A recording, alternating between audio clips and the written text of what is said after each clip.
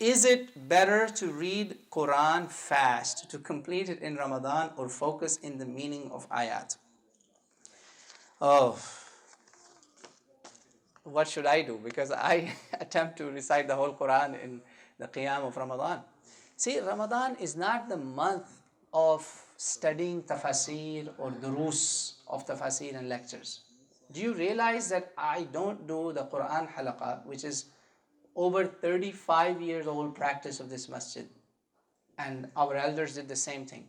Brother Taha, Jazakallah khair, may Allah give him reward in his grave. He would postpone the halaqa of Ramadan, Quran halaqa. It used to have tafsir in it. You know why? He used to say, this is the time to recite maximum Quran and get maximum blessings. Because reciting the Quran has its own taste. It has a taste. You know, you get in a special mode. Have you ever experimented?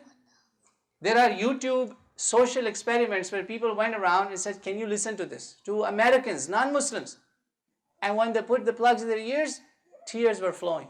Allahu Akbar. Because Allah has given that description of the Quran. This is a miracle of the Quran without proving it to anyone. Because Allah says, Allahu nazzala ahsan al-hadith kitaban mutashabihan mathani taqsha'irru minhu juludul ladhina yakhshawna rabbahum thumma talinu juluduhum wa qulubuhum ila dhikrillah. Their skins move. Khushu', tears come out of their eyes. You don't do that in a tafsir class. Have you ever done that?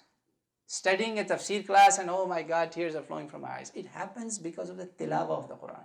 Companions did so much tilawah of the Quran, that same guy, Abdullah ibn Amr ibn al-As, he used to finish the whole Quran in one night. Prophet told him, no, that's too much. Remember that famous hadith? Prophet told him, no, that's too much. Reduce. Give it more time. 3 to 7 days was the negotiated time. So Quran's tilawah, my middle way of this, if you, let's say, finish 5 times your own Quran reading, just recitation, tilawah, from the actual words, instead of doing it 5 times, do it 1 time, but do it with tarjuma, with translation. Alright?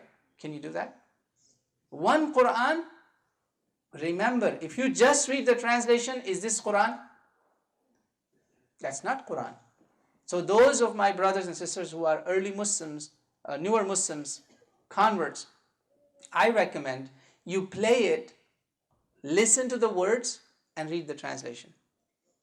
There are now full YouTube Qurans, like one whole upload that has entire Quran with translation subtitle.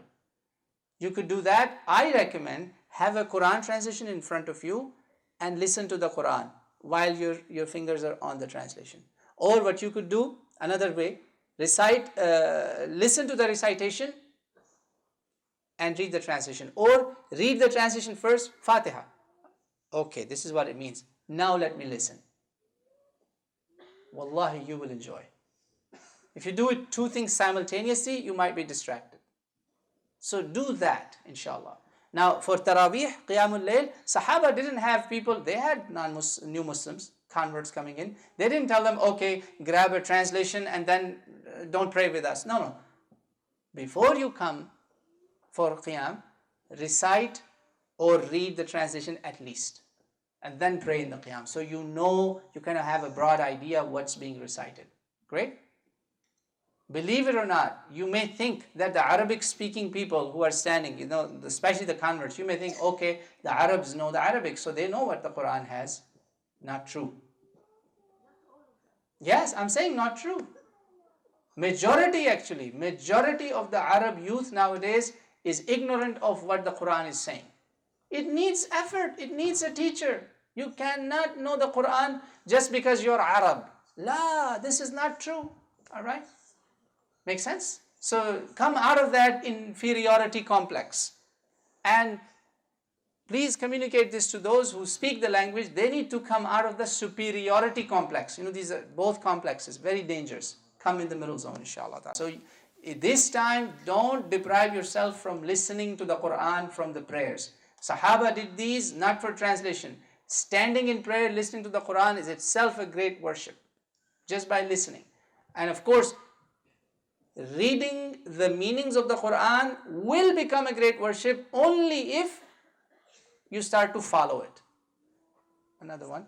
If you don't follow it, you just read the translation like this, that's not word of God, that's a word of human being. Why is it that I don't consider today's Bible as a word of God?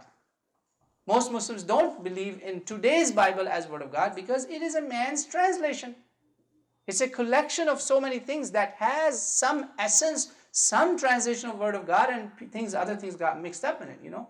Writings of Paul's cannot be word of God. These letters. He's writing, communicating these stories. Right? Makes sense? So translation is not equal to Quran.